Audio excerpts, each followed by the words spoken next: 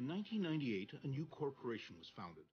Its mission would be to organize all the world's information and make it universally accessible and useful. It estimates it will take 300 years before it reaches that goal.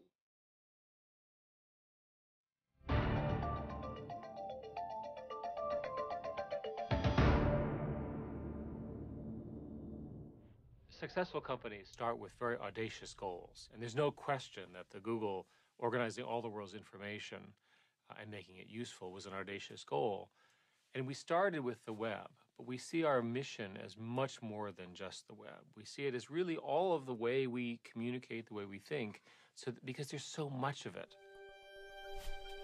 Google may have started out as a simple search engine, but today with applications like Android, Chrome, Wave, Picasa, Google Apps, YouTube, and Google Ocean, and now even its own smartphone, it's become an internet powerhouse. This technological tsunami pours forth almost daily from its development teams located around the world. In the process, Google has become a global vacuum cleaner of digital data. It handles an estimated 20 petabytes of data every day. That's the equivalent of 130 billion photographs or 5 billion songs on an iPod. It also deals with more than 1 billion searches per day, and those searches leave a digital footprint of every person visiting the site. Well, one of the interesting things about Google searches is that it really is a database of intentions. It is an incredible collection of what you are thinking any given moment based upon what you're searching for, based upon what you're writing in emails. And any institution who has access to that can have power over you or potentially adversely affect you. Do you know what this might be? Does anybody know what that is? Google founders Sergey Brin and Larry Page. People logging on to Google around the world. Wow, okay. I didn't really realize what it was when I first saw it, but this is what helped me see it. This is what we run at the office that actually runs real time, and every one of those rising dots represents probably about 20, 30 searches. Their ultimate goal is to make Google into an all-knowing entity. So this session is supposed to be about the future. So I thought I'd talk at least briefly about it. And to do the perfect job doing search, you really have to be smart. In fact, the ultimate search engine would be artificial intelligence. And so that's something we work on. It is somewhat ironic that they use an image of the rogue computer HAL from the movie 2001: A Space Odyssey when they are promoting such a benevolent message. Partly, we want to make the world a better place. If I ruled the world, every day would be the first day of spring. In just over 10 years, Google has become one of Silicon Valley's biggest and most unconventional players. In that time, it's cultivated an image of a large but benign presence. That public perception is changing.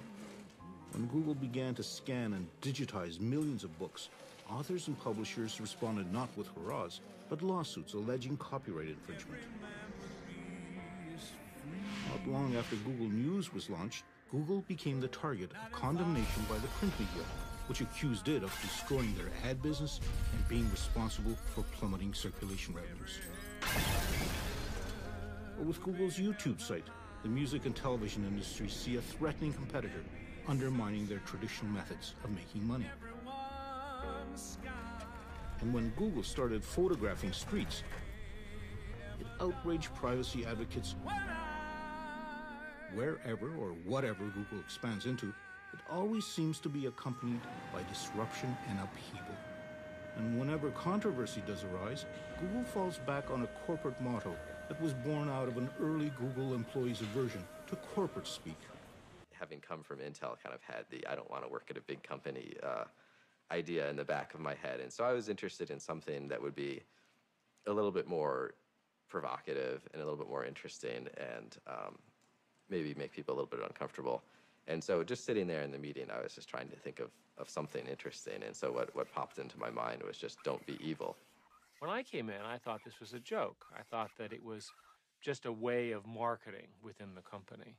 And then one day I was sitting in the room, and I'll never forget, We're having a discussion about advertising, and one of the engineers named Ron pounds his fist on the table and says, "That's evil."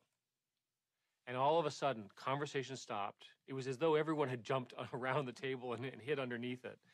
And all of a sudden, it focused the conversation on whether this particular change was positive or negative for customers. We ultimately did not make the change for that reason.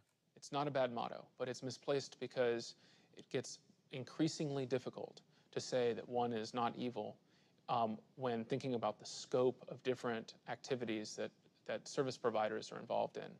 It's no longer just search. The search engine Google was born in that hotbed of technological innovation, the Computer Science Department at Stanford University. Larry Page and Sergey Brin met as grad students in 1995. They had much in common. Their fathers were both college profs, and their mothers were scientists. Both were born in 1973. Both grew up with and loved anything to do with computers. Our PhD program is very selective, but it's not like when they showed up the first day, I said, "Oh, this is the smartest person I've seen in my life." Hector Garcia Molina was one of Sergey Brin's advisors, working with him on some data mining problems. The one thing that stood out about Sergey was his age.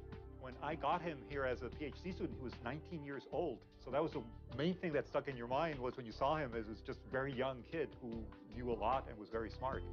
Sergey Brin, born in Russia, was the math prodigy who loved swimming and gymnastics. Larry Page was the inventor, looking to change the world. At some point, I don't know exactly when, they connected and started working together on the search engine.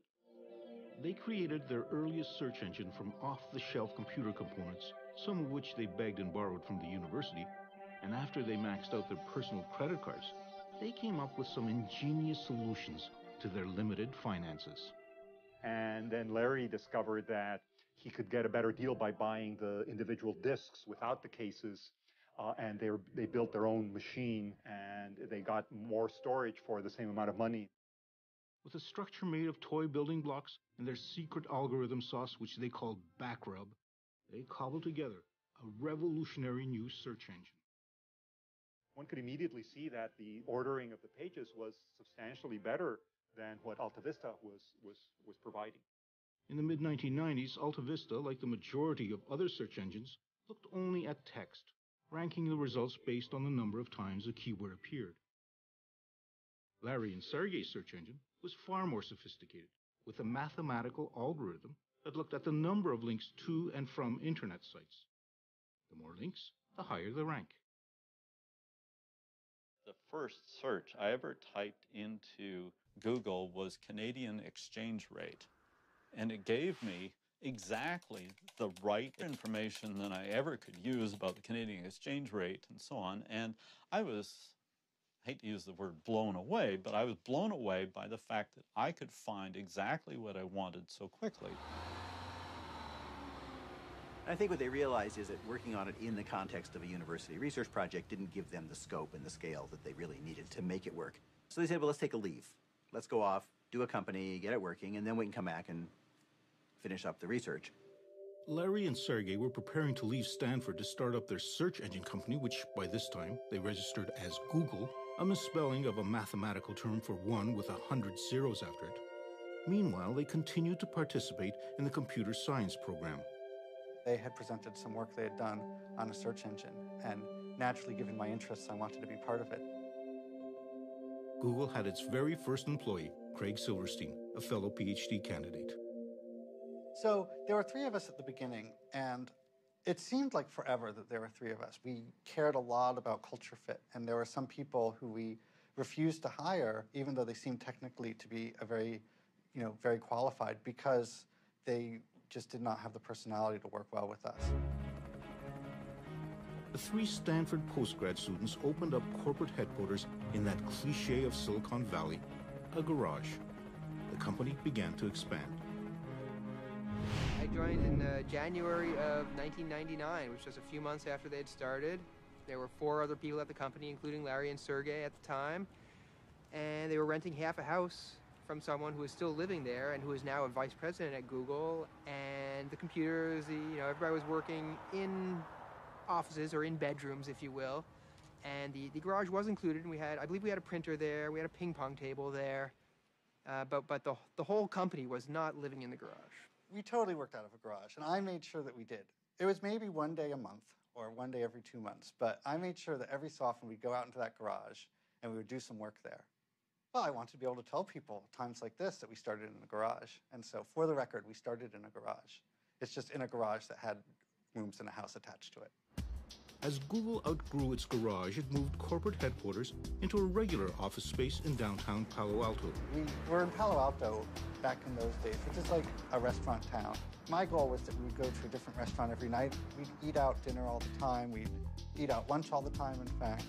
The company was expanding quickly, and soon they moved again. But with few restaurants around this new location, Larry and Sergey decided that it would be more efficient and more cost-effective if they had their own kitchen with their own chef.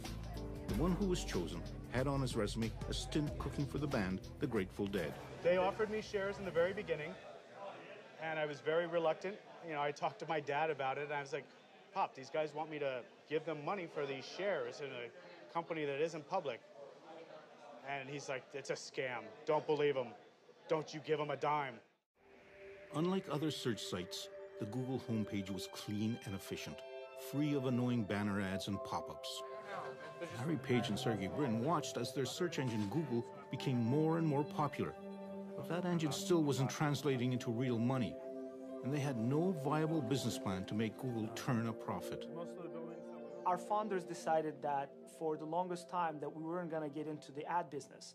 However, I think the breakthrough idea came when we said, look, why don't we just show ads that are purely text-based and doesn't have any, moving images or distracting stuff. Based on the search, Google would provide simple ads for people to click through. So in October 2000, Google embarked on a new business, online advertising. Almost immediately, ad money started to flood in, and pressure grew on Larry and Sergey from their venture capitalist investors. They wanted an experienced CEO to run the place. Larry and Sergey chose a seasoned veteran of the tech world, Eric Schmidt. He had successfully run software maker Novell, and before that, he was with Sun Microsystems. But perhaps what was more important for the founders was that he shared with them a background as a computer science engineer, married to a strong entrepreneurial drive. Well, Google has taken the position that creativity occurs from individual entrepreneurs deep inside the company, often who have an idea but don't have time to work on it. So we invented a concept called 20% time. And every technical person in the company is supposed to, and we encourage them, to spend 20% of their professional time on things that they find interesting, not things that we find interesting. Employee number 23, Paul Buckheit, who was the originator of the motto, "Don't be evil," was also the engineer who in just one day came up with Gmail, an email program used internally by Googlers. There were a lot of objections to even doing Gmail in the first place, but one of the big ones was that there was no way to make money with email. So there was this idea that had been floating around that maybe we could do targeted advertising. For example, if you get an email about a ski trip, you'll get maybe an advertisement for ski equipment or gloves or something like that. He decided to try writing some code to see if it was possible for Google computers to scan the Gmail messages and spit out an appropriate ad. When I arrived the next day, people were pretty excited about it, and not always in a positive way. Some people thought that it was actually a terrible idea. What I recall from the meetings, which occurred over about a year, was this constant debate of what kinds of features would advertising work and so forth. And we ultimately decided to try it. And we, in fact, launched Gmail on April 1st. It was seen largely as a joke. The addition of targeted ads to Gmail in 2004 proved to be no joke, adding to Google's ever-burgeoning bottom line. Google had transformed itself into an advertising money-making machine. Now, when we talk about publicity, the Google IPO has received more publicity than any other IPO in history. When Google was preparing for its initial public offering of stock, it had to disclose a closely guarded secret, that it had staggeringly large revenues and profits. It took most investment observers by surprise and made Google a very attractive stock to own. And so, August 19, 2004, the first day of trading of Google shares, saw the creation of hundreds of freshly minted millionaires. Those early investors and first Google employees had struck the mother lode. For people who get into a company because of the money, an IPO is a big deal. Any exit strategy, you're bought by someone else, you have a public offering, whatever, it's a big deal. And it causes you to rethink your life because your dream has been achieved. I'm doing okay. I'm comfortable. Most people would consider me wealthy. I consider myself wealthy. Larry and Sergey were now way beyond wealthy. It took just 6 years for them to become billionaires. Their company, Google, had become one of the world's top search engines. It's even made it into dictionaries as a verb. Google as a technological tool has become part of pop culture. And young people's perception of Google as a cross between a college dorm and geek heaven means that Google receives more than 1 million job applications a year. You come to Google, and first time I'm really feeling like everyone knows what they're doing and they know it better than me. So just what does it take to be one of the chosen few selected to be a Googler?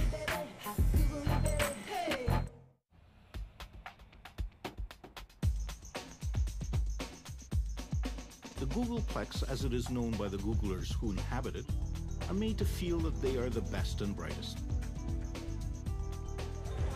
Deserving of the complimentary meals, the subsidized masseuse service, the free laundry, as well as the barbershop on wheels. I feel one of the greatest thing about Larry and Sergey, they were really, really smart people and they were brilliant, but I think one of the best things that they've done is they also made sure that they surrounded themselves with the best and most brilliant people that they could find. Google receives more than 1 million job applications a year. However, to join the ranks of some 20,000 worldwide Googlers requires passage through a grueling series of tests and interviews. Rajin Seth, another Stanford computer science graduate, had worked at a number of high-tech companies before approaching Google. I probably went through somewhere between 10 to 15 interviews at the time. And then finally, my last interview was with Larry. And so, you know, literally I just came in one day and actually got to sit down in Larry Page's office and interview with him. And he asked me a bunch of tough questions, and I didn't quite know how I did, but apparently he liked me enough to the point where they decided to give me an offer. Among the most highly prized employees at Google, just after computer science engineers, are new hires called APMs, or Associate Product Managers. A large part of why Google hired associates like my position, associate product managers, out of school at that point, was to be able to culture these future product managers like myself in the way Google wanted them to behave. Mostly young, recent graduates with incredibly high test scores, they are given enormous amounts of responsibility and authority early in their career. And we're not prioritizing that very hard right now because we don't think it's going to be able to replace the personal start page from day one. Among the most recent crop of APMs is a Canadian, Jeff Harris. The job that I'm actually doing, which is an associate product manager, is kind of designed for people that have a technical background but aren't necessarily interested in coding day to day. So what my job ends up being is communicating with the engineers who do code all the time and kind of just making sure that all the engineers are working together towards the same goal. So I'm just turned 22.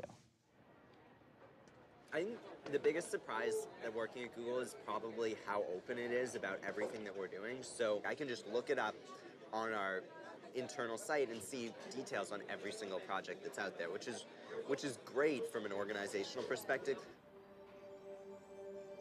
Although Google might be highly transparent internally, it, like so many of the other big Silicon Valley high-tech companies, is extremely sensitive about what outsiders are allowed to report on, whether that be code on monitor screens or the doodles on the whiteboards, which are seemingly everywhere. We believe in having whiteboards all over the place, and the reason for that is to really spur creativity, so that you can draw things and communicate ideas and work with other people on that idea.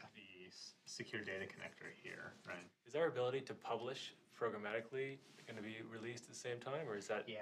And so a lot of times people will pull out their phone and take a picture of the whiteboard and send that around as an email. You know, those end up being part of the notes for the meeting. Besides having whiteboards and food stands everywhere, the other striking feature about Google Offices is the absence of paper. We operate very much in a paperless manner. You know, one of the things that we've done here at Google is that users have laptops that they carry with them to the meetings that they're in. A lot of the note-taking is done electronically so that it can be instantly shared with people. An insatiable appetite for the new and innovative, spanning a wide spectrum of technologies, means Google is constantly on the prowl. But not everything, of course, is invented at Google. We also have teams looking for great technology in small companies that we can pick up, that we can buy, where they would benefit from the structure of Google. With plenty of cash and stock at its disposal, Google is able to scoop up companies it's interested in. That's how YouTube became a Google product, as did Google Earth and Picasa, as well as a web-based word processing program called Writely. Writely was a word processor in the browser. You just go to it as a normal website and it just works. Google noticed it because we were, getting a little bit of press. Google bought Writely and hired its founders to help develop it further. My experience has been a little bit like I was a kid folding up little paper boats in a stream somewhere, and it was really fun. And, Daddy Warbucks wandered by and said, "Kid, this is great. Here's a pile of quarter-inch thick plate steel and an army of arc welders. Go build me a battalion of battleships." Writely has morphed into Google Docs, a word processor that moves the application and its data from the personal desktop computer to Google's servers. It's a little bit strange. It is strange. I'm definitely, I'm a 42-year-old graybeard now, right? Like, it's kind of, I'm not that old, but here, that's 90th percentile or something. I don't know what it is, but yeah, there's a lot of young engineers here. That it doesn't bother me. I think it's interesting to me. I think everybody gets to this point in their career where things begin to seem obvious. I don't mind the technical culture here. I'm not intimidated by it. I'm very productive, fierce, kind of meat-eating coder when I'm writing code, and they're all afraid of me. So they don't bother me. It's good. I wasn't here when they founded it, but my understanding of the founding conception of the culture is they wanted to do things and see things from an engineer's perspective. We do have a lot of P1. From that perspective, efficiency might very well be an engineer's prime directive. Triage on them. Right now I'm looking at the one where you open a text document in Gmail and it gives an error. Most of the teams do this every morning. There's a stand-up meeting. It's meant to be very short. It's about 10 minutes long. You're not supposed to speak for more than about a minute. All right, so I continue unit testing. The pencil is the conch shell from the Lord of the Flies. Remember that? So that's whoever has the pencil is talking. That's why it's a very efficient meeting. It took 5 minutes to tell the whole team what was going on.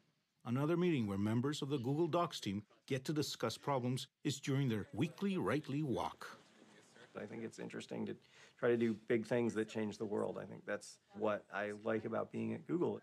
We want to change the world too. We want to do great things. What's wrong with the logarithmic pruning that we do now? The guy was editing for 8 hours and all right. the beginning and the end got pruned. So we're using it. Okay. No, that's cool. That's cool. You get to deal with tens of millions of users and, big data centers and big machines and big engineering, and it's really fun. For computer geeks, the fun really began in 1977 in a Silicon Valley garage when two college dropouts started a company called Apple and launched a revolution. The personal computer revolution. The power of the desktop computer unleashed across millions of homes and offices around the world changed everything. But now, after more than a quarter of a century of insinuating itself into our lives, the PC has lost pretty well all of its original gee-whiz luster. Google has set its sights on creating another revolution by eliminating the need for desktop computers. It wants to put as much of that data as possible onto its own servers. One of the things I think that's underappreciated is from the very earliest days, including at Stanford, they were great at minimizing the cost for putting together computer systems, and they've carried on that ability to deliver a huge amount of computing power at a relatively low cost. From its beginnings, Google had made it a priority to manufacture as cheaply as possible all its servers and storage facilities to handle its fast search and logging of the internet. And as the internet has grown, so has the need for increased computing capacity. Well, Google builds large data centers. We use personal computer components, and then we build a lot of specialized systems now to deal with the kind of scale that is required. Scale is at the heart of Google. Not only does Google have access to almost limitless computer power, but perhaps of greater value, it has accumulated a massive collection of data. Data that can be used for testing at a scale unseen by most new computer engineers. My office mate and I were just banting around some ideas, and we're talking about something that later turned into something close to Google Bookmarks. And, you know, we did a little bit of math and said, that'll be about, I don't know, 4 petabytes of data. That doesn't seem so bad. And that sentence, 4 petabytes of data, that doesn't seem so bad, is something that before I had been at Google for a month, I would have been shocked to hear those words coming out of my mouth. That shocking 4 petabytes is the equivalent of 4 million gigabytes, numbers so staggeringly large that it is nearly impossible for mere mortals to fathom.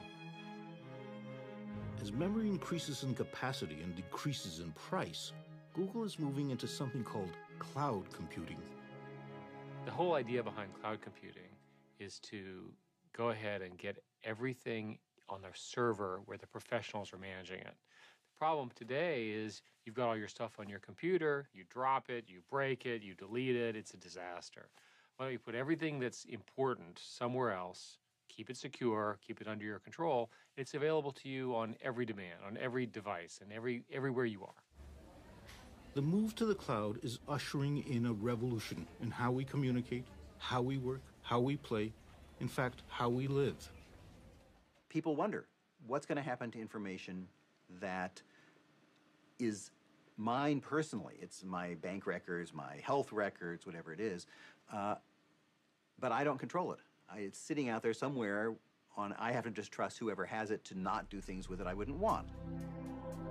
Is this move into the clouds opening a backdoor for governments and corporations to secretly access data about us?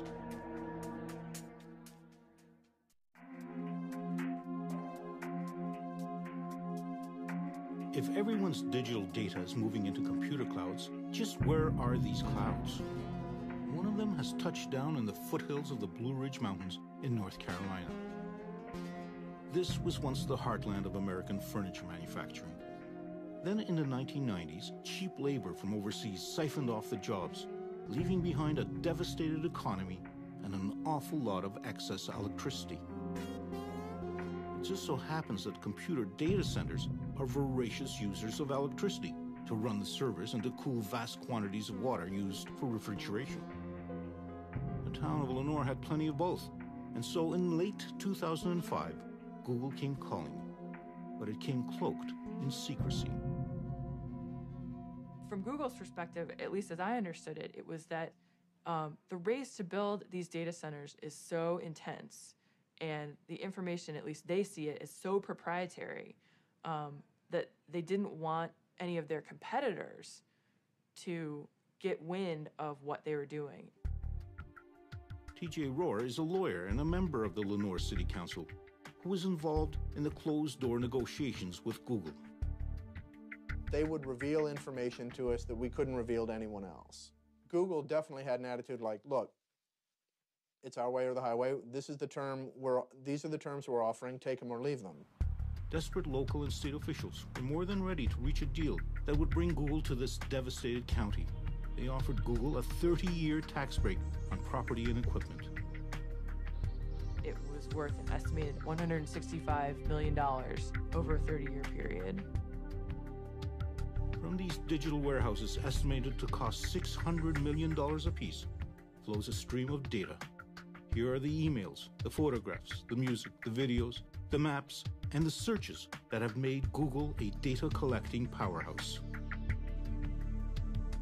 Google does not divulge how many server farms it runs worldwide, but it is rumored that there are some 36 of them around the globe, all digitally connected and all firmly planted on land.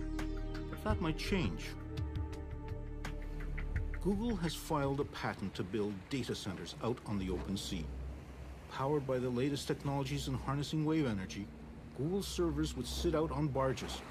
The expectation is that sea-bound servers would be much cheaper to run, and there certainly wouldn't be any real estate or property taxes to pay. A working model has yet to be built, but Google is a corporation that likes to move quickly when cutting-edge technology is involved. However, Google took its time when it came to opening up an office in China. The growth in internet usage in China is staggering.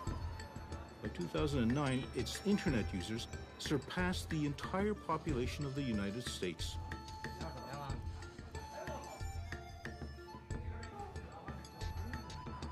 It is an exploding market made more complex by a censorious government. We were late in entering China.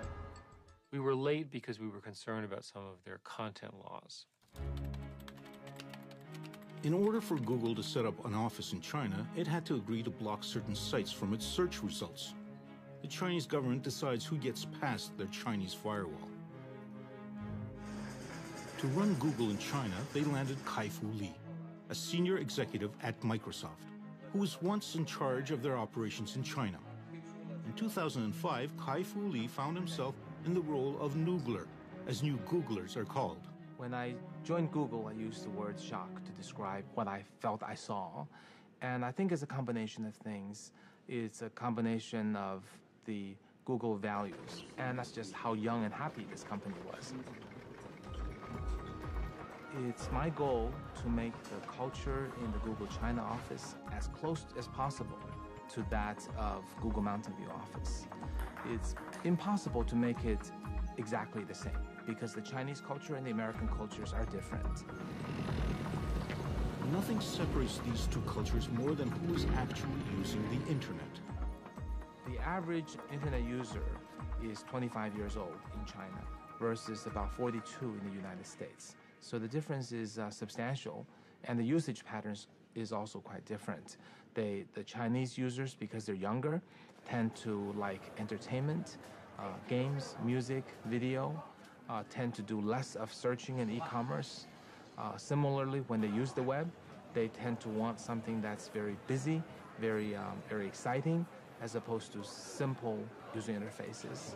The internet cafes are filled with young people, many of whom are here because at home they would be forbidden to play these games and movies.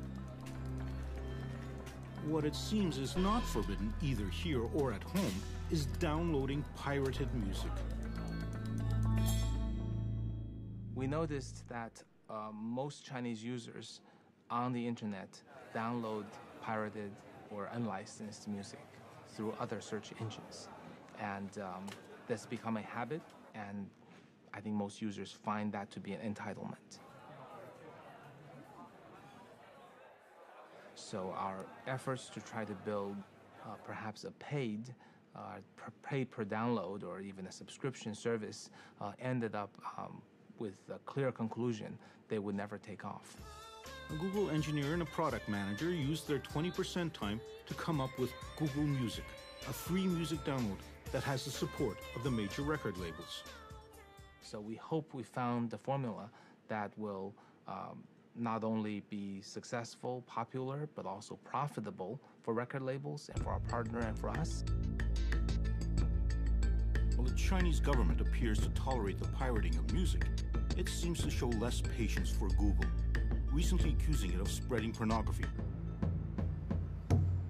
Google is registered in China, so we have to follow the Chinese laws.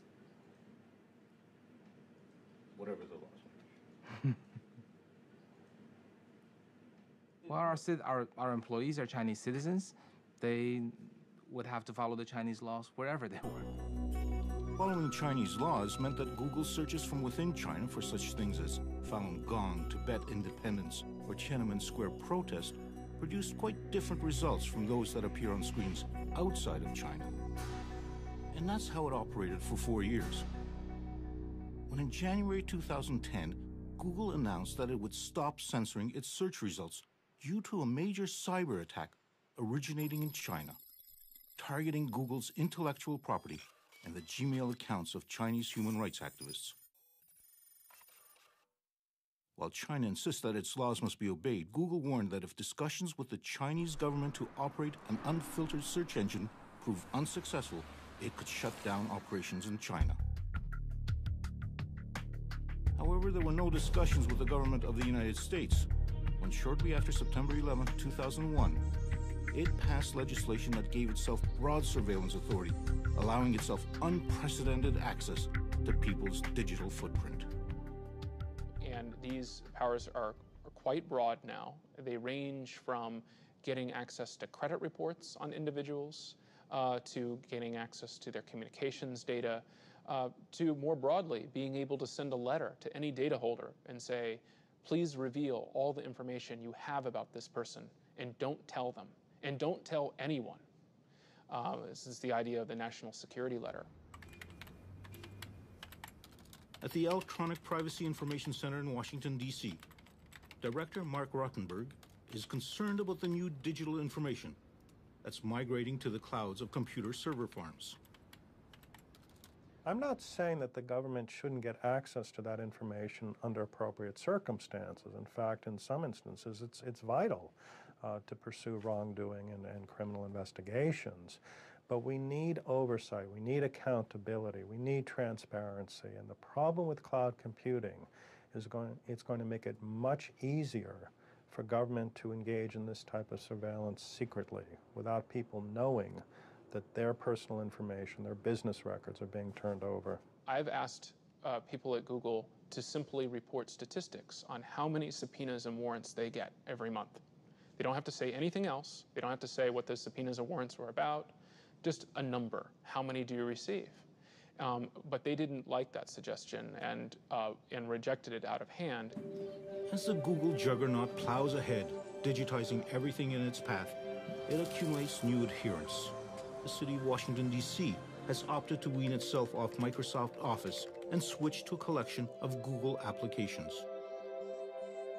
Google's offer of a cheaper, more secure, and more collaborative life in their cloud proved just too enticing to turn down. The trust issue is central to our whole brand. If Google were to violate someone's trust, the press, of course, would kill us, and all of a sudden people would withhold their information, they'd stop searching, our revenue would go down, it'd be a terrible thing, terrible for our company, terrible for them. So we take it very, very seriously. Some people don't trust this naive altruism that, we're really trying to make products that make users better. They see, some sort of agenda that we're trying to, control the world or whatever they see. But what can I say? We come out of a grad school background and we don't think like that. But Google also has to worry about a band of young upstarts ready to change the world of search. Discarding Google's original model of a data-crunching search engine, they are approaching search from a different angle. They want to harness the power of what was known as the wisdom of friends. I think that this is the place that is going to define the next several years of what the internet and world is really about. So why is it that some of the leading proponents of social search are ex-Googlers, ready and willing to challenge their ex-employer?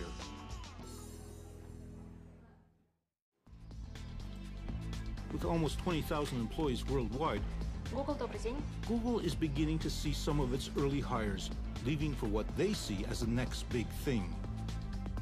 In a down-market district of San Francisco, an internet startup has an abundance of Google corporate DNA. Several of its founders are ex-Googlers. But their company, Aardvark, wants to go beyond Google and transform search itself. We like to call it social search. It's the notion of you're really searching for the right person in the moment.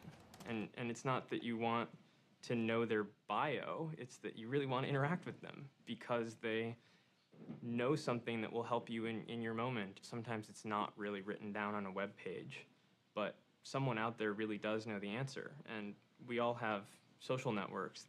Aardvark is basically a utility that lets you tap into that. Just down the highway, in a nondescript industrial mall in Silicon Valley, there is another social network startup with its own list of very impressive ex-Googlers, including Paul Buchheit, who so famously, or perhaps infamously, coined Google's motto, "Don't be evil." Their tiny company called FriendFeed is developing a new social network service that shares and keeps track of what friends are listening to, reading, and posting on the web. None of us really knows what's going to happen next. But in many ways, I find that that's actually part of the fun of a startup. At a big company, I can pretty easily predict what's going to happen next year. At a startup, you have no idea what's going to happen next. Next year could be a huge success or it could be a huge failure. Google had been eyeing FriendFeed for possible acquisition. But before FriendFeed could even reach its second year in business, it was gobbled up by social network phenomenon Facebook for a reported $50 million. Facebook, founded by a Harvard dropout in 2004, has undergone an explosive growth and represents a real challenge to Google, at the same time attracting a surprising number of ex-Googlers. I think leaving Google and choosing to come to Facebook just demonstrates how compelled and convinced I am about the importance of Facebook's mission. Facebook, along with Twitter, are currently the hottest social networks around, and they have realized that their kind of friend-based recommendations is a form of search far removed from Google's cold, calculating algorithms. For most people, outside of engineering, the world is about relationships. It's about connecting with other people. And to that extent, Facebook really is that next step in the evolution of what really matters from a technology perspective. Google had in fact entered the social network market with something called Orkut. Although tremendously popular in India and South America, it has failed to attract any large following among Europeans and North Americans. Google really didn't jump into the social networking business, and I think that's partly the personality of the founders. I think they're engineers who, small talk with your friends is not the priority. It's getting information from the scientific world is priority. So I think in some sense there was always a bias that this was sort of not very interesting, not very important. Why would you want to spend time on it? And of course, as the world has moved to Facebook and Twitter and all those things, they've said, oh, well, we can do that technically too. Sure, we can put Twitter-like things into Gmail. We can put Facebook-like things. We have Orkut. But I think the heart of the company isn't in it. It's not what the company's about. It's about information, all the world's information. Google really believes that the data is going to create incredible benefit for society. The company firmly believes that it's going to find ways to use data to make our lives better, to make our lives easier, to make decisions more efficient. They firmly believe that. For instance, with flu trends, they believe that in tracking individual searches for looking for things like cough or other medical conditions, they are going to detect the flu. They are going to be able to more effectively target interventions, and fewer people will die. When Google launched its IPO, Larry and Sergey personally wrote a letter explaining their aspiration for its future. Google is not a conventional company, they wrote. We do not intend to become one. Google's mission to collect all the world's information and make it accessible and useful, and do it within 300 years, has seen it move far beyond searching internet sites. Whether photographing streets, or digitizing the world's books, or turning our mobile devices into internet portals, or creating the world's greatest repository of video in its very own cloud, Google remains a technological phenomenon. But its future rests on something quite unscientific. Trust. Trust that it is keeping our data safe from hackers and snooping governments. Trust that it isn't misusing our information. And ultimately trust that Google is living up to its motto, don't be evil.